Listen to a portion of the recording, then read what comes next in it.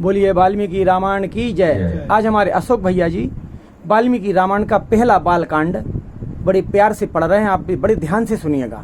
बोलिए रामायण मैया की जय। सुना भैया। श्री सीता रामचंद्रभ्यम नमः। हिंदी नहीं पढ़ना, हिंदी नहीं पढ़िए। श्रीमद् वाल्मीकि रामायण बालकांड पहला सर्ग। नारद जी का वाल्मीकि मुनि को संक्षेप से श्री रामचरित सुनाना।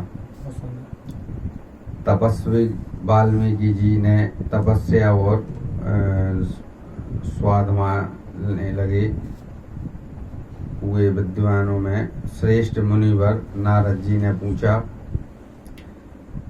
इस समय इस संसार में गुणवान, वीर्यवान, धर्मज्ञ, उपकार मानने वाला, सत्यवक्ता और दृढ़ प्रतिज्ञ कौन है? सदाचार से युक्त, समस्त प्राणियों का हित साधक, विद्वान, सामर्थ्यशाली और एकमात्र प्रिय दर्शन सुंदर पुरुष कौन है? मन पर अधिकार रखने वाला, क्रोध को जीतने वाला, कांतिमान और किसकी भी निंदा नहीं करने वाला कौन है? तथा संग्राम में कुपित होने पर किससे देवता भी डरते हैं? महर्षि, मैं यह सुनना चाहता हूँ, इसके लिए मुझे बड़ी उत्सुकता है और आप ऐसे पुरुष को जानने में समर्थ हैं। महर्षि वाल्मीकि के इस वचन को सुनकर तीनों लोगों का ज्ञान रखने वाले नारद जी ने उन्हें संबोधित करके कहा, अच्छा सुनिए और फिर प्रसन्नता पूर्वक बोलें। मुने, आपने जिन बहुत से दुर्लभ गुणों का वर्णन किया है, उनसे युक्त पुरुष को मैं विचार करके कहता हूँ, आप सुने। इक्ष्वाकु के वंश में उत्पन्न हुए एक ऐसे पुरुष हैं जो लोगों में राम नाम से विख्यात हैं। वे ही मान को वश में रखने वाले, महाबलवान, कांतिमान, धैर्यवान और जितेंद्रिय हैं। वे बुद्धिमान, नीतिज्ञ, वक्ता, शोभायमान तथा शत्रु संहारक हैं। उनके कंधे मोटे और भुजाएं बड़ी बड़ी हैं। गीरवा शुक्र के समान और थोड़ी मंसल पुष्ट हैं। उनकी छाती चौड़ी तथा धनुष बड़ा है। गले के नीचे की हड्डी हंसली मुंह से छिपी हुई है। वे शत्रुओं का दमन करने वाले हैं। भुजाएं घुटने तक लंबी हैं। मस्तक सुंदर है। लालाट भव्य और चाल मनोहर है। उनका शरीर अधिक ऊंचा या नाटा ना होकर मध्यम और सुडौल है। देह का रंग चिकना है। वे बड़े प्रतापी हैं। उनका वक्ष स्थल भरा हुआ है। आंखें बड़ी बड़ी हैं। वे शोभायमान हैं और शुभ लक्षणों से संपन्न हैं। धर्म की ज्ञाता, सत्य प्रतिज्ञ तथा प्रजा के हित साधन में लगे रहने वाले हैं। वे यशस्वी, ज्ञानी, पवित्र, जितेंद्रिय और मन को एकाग्र रखने वाले हैं। प्रजापति के समान पालक, श्री संपन्न, वैरी, विध्वंसक और जीवों तथा धर्म के रक्षक हैं। सर्वधर्म और स्वजनों के पालक, वेदांगों के तत्ववेदाता तथा धनुर्वेद में प्रवीण हैं। वे अखिल शास्त्रों के तत्वज्ञ, स्मृति से युक्त और प्रतिभा संपन्न हैं। अच्छे विचार और उदार हृदय वाले वे श्री रामचंद्र जी बातचीत करने में चतुर तथा समस्त लोगों के प्रिय हैं। जैसे नदियां समुद्र में मिलती हैं, उसी प्रकार सदा राम से साधु पुरुष मिलते रहते हैं। वे आर्य एवं सब में समान भाव रखने वाले हैं। उनका दर्शन सदा ही प्रिय मालूम होता है। संपूर्ण गुणों से युक्त वे श्री रामचंद्र जी अपनी माता कौशल्या के आनंद बढ़ाने वाले हैं। गंभीरता में समुद्र और धैर्य में हिमालय के समान हैं।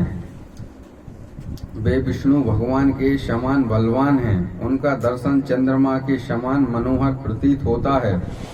वे क्रोध में कालिंगन के समान और क्षमा में पृथ्वी के सदृश हैं। त्याग में कुबेर और सत्य में द्वितीय धर्मराज के समान हैं। इस प्रकार उत्तम गुणों से युक्त और सत्य पराक्रम वाले सद्गुणशाली अपने प्रियतम श्रेष्ठ पुत्रों को जो प्रजा के हित में संलग्न रहने वाले थे, प्रजा वर्ग का हित करने की इच्छा से राजा दशरथ ने प्रेमवश युवराज पद पर अभिषक्ति करना चाहा। तदंतर राम के राज्याभिषेक की तैयारियां देखकर रानी कैकेयी ने जिस पहले ही वर दिया जा चुका था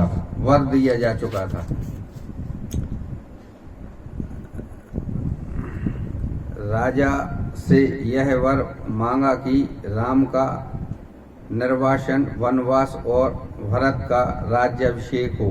राजा दशरथ ने सत्य वचन के कारण धर्म बंधन में बंधकर प्यारे पुत्र राम को वनवास दे दिया। कैकेयी का प्रिय करने के लिए पिता की आज्ञा के अनुसार उनकी प्रतिज्ञा का पालन करते हुए वीर रामचंद्र वन को चले। तब सुमित्रा के आनंद बढ़ाने वाले विनयशील लक्ष्मण जी ने भी, जो अपने बड़े भाई राम को बहुत ही प्रिय थे, अपने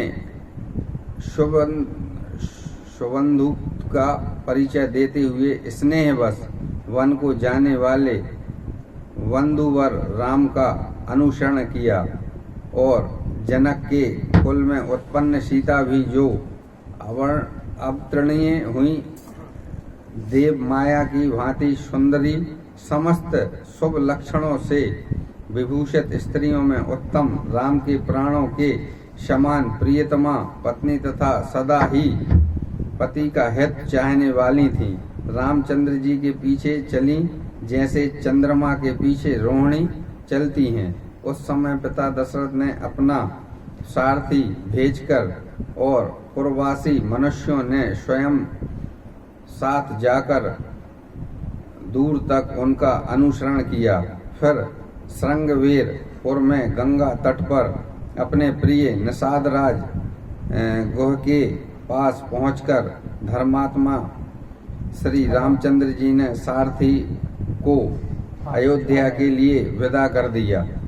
निषादराज गुह लक्ष्मण और सीता के साथ राम चारों एक वन से दूसरे वन में गए। मार्ग में बहुत जालों वाली अनेकों नदियों को पार करके भारद्वाज के आश्रम पर पहुँचे और गुह को वहीं छोड़ भारद्वाज मुनि की आज्ञा से चित्रकूट पर्वत पर गए।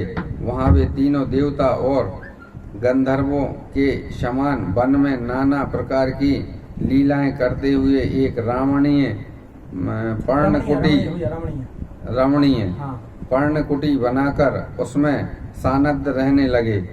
राम के चित्रकूट चले जाने पर पुत्र शोक से पीड़ित राजा दशरथ उस समय पुत्र के लिए उसका नाम लेकर विलाप करते हुए स्वर्गगामी हुए। उनके स्वर्ग गमन के पश्चात वशिष्ठ आदि प्रमुख ब्राह्मणों द्वारा राज्य संचालन के लिए नियुक्त किए जाने पर भी महाबलशाली वीर भरत ने राजकीय कामना न करके पूज्य राम को प्रसन्न करने के लिए वन को ही प्रस्थान किया।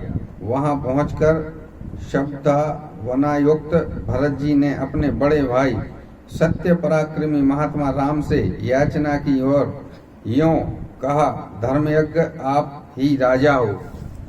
परंतु महान यशस्वी परम उदार प्रसन्न मुख महाबली राम ने भी पिता के आदेश का पालन करते हुए राज्य की अभिलाषा ना की और उन भरताग्रज ने राज्य के लिए न्यास चिन्ह रूप में अपनी खड़ाऊ भरत को देकर उन्हें बार बार आग्रह करके लौटा दिया।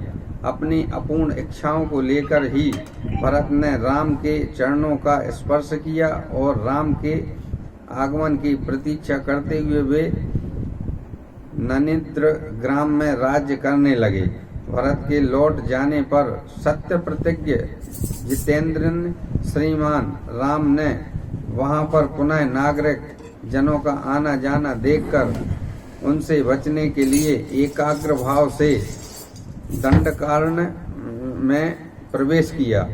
उस महान वन में पहुंचने पर कमल लोचन राम ने विराट नामक राक्षसों को मारकर सर्वभंग सुतीक्ष्ण अग्रस्त मुनि तथा अग्रस्त के भ्रता का दर्शन किया। फिर अगस्त मुनि के कहने से उन्होंने